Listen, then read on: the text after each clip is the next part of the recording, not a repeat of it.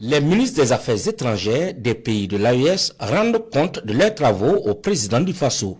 Avec le chef de l'État, les échanges se sont déroulés dans une atmosphère de cordialité, de fraternité, avec une convergence sur l'ensemble des questions abordées selon la délégation. Il est important pour nous de pouvoir avoir une approche commune en tant que confédération des États du Sahel pour porter les préoccupations de nos chefs d'État, mais aussi les préoccupations des populations du Sahel dans le cadre d'un dialogue, que ce soit avec la CEDEAO, avec toute autre entité, tout dialogue qui préserve les intérêts fondamentaux de nos populations. Le président du Faso, comme le président du Mali et le président Tchani sont sur la même longueur d'onde.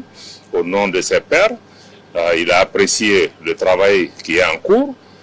Il nous a encouragés à poursuivre ce travail. La délégation des ministres des Affaires étrangères, qui se dit réconfortée par le message clair, l'engagement, la vision et la détermination du président du Faso de maintenir le cap et d'avancer pour aller à la préservation de la paix et la sécurité dans l'espace, rassure les populations quant au chemin emprunté par l'AES. Les pays ont décidé, à compter du 29, de mettre en circulation un passeport pour donner le confort juridique à nos concitoyens des trois pays de pouvoir aller et venir librement. Donc nous voulons rassurer nos populations, rassurer nos diasporas, d'être à l'écoute des autorités, des chefs d'État et de façon générale à rassurer l'ensemble des populations de la Confédération des États du Sahel que tout ce qui est entrepris, c'est pour pouvoir répondre à leurs aspirations.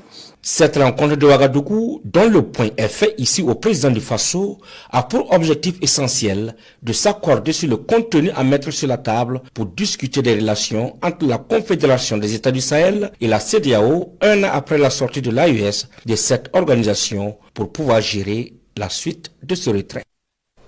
L'être humain oublie souvent Dieu lorsqu'il n'a pas de problème, lorsqu'il est dans le bonheur. Mais quand viennent les soucis, c'est là qu'on se rappelle de Dieu. Rendez grâce tous les jours pour le souffle de vie et pour la santé.